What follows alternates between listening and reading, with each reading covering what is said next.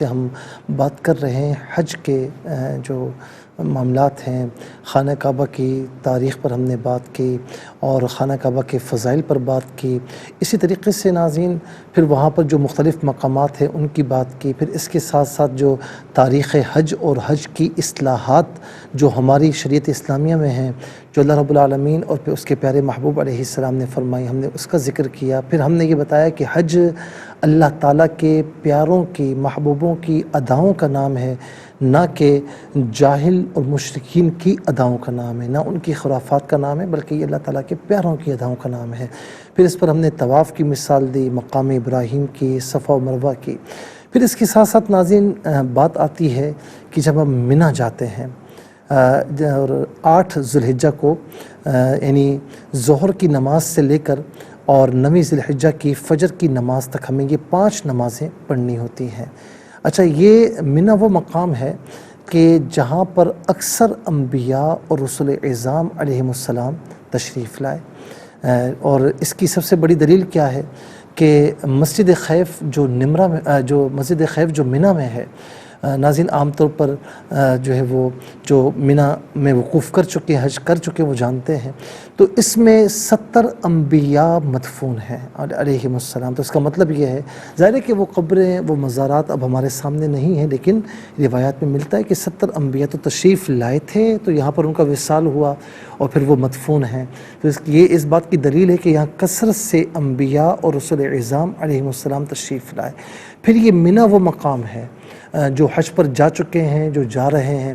تو جو جا چکے ہیں ان کو تو معلوم ہوگا، جو جائیں گے تو وہ بھی وہاں جا کر مقامات مقدسہ کی جب زیارت کریں گے تو انہیں معلوم ہوگا کہ یہ جو شیاطین ہیں یہ بھی منی میں ہیں۔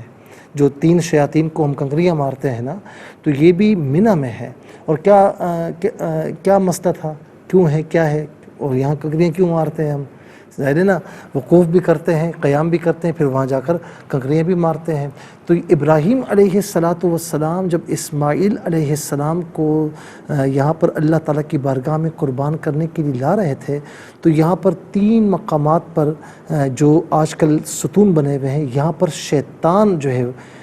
معاذ اللہ اپنے تئیں وہ ایک بہکانے کے لیے اور راستے سے ہٹانے کے لیے آیا تھا کہ تم کیا کر رہے ہو، تم ایک محض خواب پر تم یہ کام کر رہے ہو۔ تو بات یہ ہے کہ اللہ تعالیٰ کے جو نبی ہیں ان کا خواب وحی الہی ہوتا ہے، ٹھیک ہے نا، تو وہ اللہ تعالیٰ کے حکم سے ہی جا رہے تھے، تو آپ نے شیطان کو وہاں پر کنکریاں ماری، تو یہ اللہ تعالیٰ کو یہ ادا اتنی پسند آئی، یعنی شیطان کو راستے سے ہٹایا، تو شیطان وہاں سے پھر بھاگا، تو راستے سے ہٹایا، تو اس لیے اللہ رب العالمین کو یہ ادا اتنی پسند آئی کہ یہاں پر حج کرنے والوں کے لیے 10، 11 اور 12 ذی الحجہ کو یہ کنکری جو ہے یہ مارنا ان کے لیے واجب ہے، ٹھیک ہے نا۔ اور پھر اس کے بعد اختیار ہے کہ وہ وہاں سے نکل جائیں، لیکن اگر وہ 12ویں کو ہی مارنا چاہتے ہیں تو ان کے لیے بہتر ہے، اچھا ہے، لیکن اگر وہ بلکہ 13ویں کو ہی مارنا چاہتے تو ان کے لیے بہتر ہے، اچھا ہے، لیکن 12 کو مار کر وہ غروب آفتاب سے پہلے نکل جائیں تو تب بھی ان کے لیے کوئی مسئلہ نہیں۔ قرآن کریم نے اس بات کی وضاحت فرمائی۔ ہاں، غروب آفتاب وہیں پر ہو جائے تو بہتر یہ کہ 13ویں کی مار کر جائے، لیکن نہیں ماری تب بھی کوئی کفارہ نہیں ہے، لیکن اگر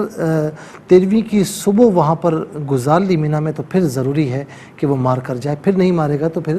دم دینا ہوگا۔ اچھا، تو میں کہنے کا مقصد یہ کہ یہ اللہ تعالیٰ کے پیاروں کی اداؤں کا نام ہے منی میں قیام کرنا بھی۔ اور پھر آپ ناظرین وہ قبہ بھی دیکھیں گے جہاں پر یہ مشہور ہے کہ ابراہیم علیہ السلام نے جب حضرت ذبیح اللہ اسماعیل علیہ السلام کو ذبح کرنے کے لیے لٹایا تھا، تو کہتے ہیں کہ یہ مقام وہی ہے کہ جہاں پر انہوں نے لٹایا تھا، اور جہاں پر چھری نہیں چلی تھی اور بجائے اسماعیل علیہ السلام کے جنتی مینڈھا ذبح ہوا تھا، تو وہ مقام آج بھی موجود ہے۔ اور جو گائیڈ کرنے والے وہ بتاتے ہیں کہ اس مقام پر یہ واقعہ رونما ہوا تھا کہ جہاں پر چھری چلانے کے باوجود نہیں چل رہی تھی، اور جب چلی تو ایک مینڈھا ذبح ہوا پڑا تھا، اور اسماعیل علیہ السلام بالکل صحیح تھے، اور اس کے باوجود اللہ رب العالمین فرماتا ہے وَنَادَيْنَاهُ أَن يَا إِبْرَاهِيمُ کہ ہم نے ندا دی، اے ابراہیم قد صدقت الرؤیا، تو نے تو اپنے خواب کو سچا کر دکھایا۔ اور پھر یہ بھی فرمایا کہ اِنَّکَ ذَلِکَ نَجْزِی الْمُحْسِنِینَ اِنَّ هَذَا لَهُوَ الْبَلَاءُ الْمُبِینُ کہ بے شک یہ بڑی سخت آزمائش تھی اور ہم اسی طرح احسان کرنے والوں کو، نیکی کرنے والوں کو جزا دیتے ہیں۔ پھر اس کے بعد ناظرین عرفات کے میدان میں، میدان عرفات 9 ذی الحجہ کو سب کے سب عرفات میں حاجی جمع ہوتے ہیں، اور ناظرین مسامعین یہ وہ مقام ہے کہ جس کی ایک بڑی تاریخی حیثیت بھی ہے، اور خاص طور پر جو ہے وہ اگر دیکھا جائے تو ناظرین جو اس کا وقت ہے 9 ذی الحجہ کی دوپہر ڈھلنے سے لے کر 10ویں ذی الحجہ کی صبح صادق تک وقوف عرفہ کا وقت ہے، لیکن عام طور پر حاجی یعنی یا تو صبح 9 ذی الحجہ کی صبح پہنچتے ہیں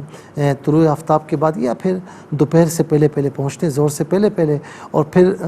غروب آفتاب تک یہاں رہنا ہوتا ہے۔ پھر اس میں اگر امام کے پیچھے پڑھ رہے ہیں تو ظہر اور عصر ظہر کے وقت میں ملا کر پڑھنی ہوتی، لیکن اگر کوئی اپنے خیمے میں ہے تو پھر انفرادی طور پر ظہر اور عصر اپنے اپنے اوقات میں پڑھنا ہوتی ہے۔ تو یہاں کہنے کا مقصد یہ ناظرین کہ یہ وہ دن ہے، یعنی میدان عرفات وہ میدان ہے کہ جہاں پر یہ جو آیت میثاق ہے نا، جن رب العالمین نے توحید کا اقرار لیا تھا عالم ارواح سے، وَإِذْ أَخَذَ رَبُّكَ مِن بَنِي آدَمَ مِن ظُهُورِهِمْ ذُرِّيَّتَهُمْ، یہ آیت کہتے ہیں کہ اسی میدان میں اللہ تبارک و تعالیٰ نے یہ میثاق لیا تھا۔ پھر آدم علیہ السلام حضرت حوا رضی اللہ تعالیٰ عنہ دنیا میں آنے کے بعد پہلی ملاقات بھی ان کی اسی میدان میں ہوئی تھی۔ تو یہ وہ میدان عرفات ہے کہ جہاں پر پہچان ہوتی ہے۔ تو یہاں پر اللہ رب العالمین جو ہے گناہوں کی مغفرت فرماتا ہے کہ یعنی نبی علیہ السلام فرماتے ہیں کہ اللہ تعالیٰ اپنے فرشتوں کے سامنے اپنے ان بندوں پر فخر فرماتا ہے، اور کہتا ہے کہ مجھے بڑا فخر ہے کہ یہ بڑے دور دور سے آئے ہیں اور کس حال میں ہیں۔ تو فرشتے کہتے ہیں کہ اس میں تو فلاں گناہ کرنے والے بھی ہیں، حرام کام کرنے والے بھی، فرماتا ہے کہ آج میں نے ان سب کو بخش دیا ہے۔ تو یہ میدان عرفات وہ ہے۔ مزدلفہ پر بھی انشاءاللہ عرض کریں گے، لیکن آج کے لیے اتنا ہی کافی۔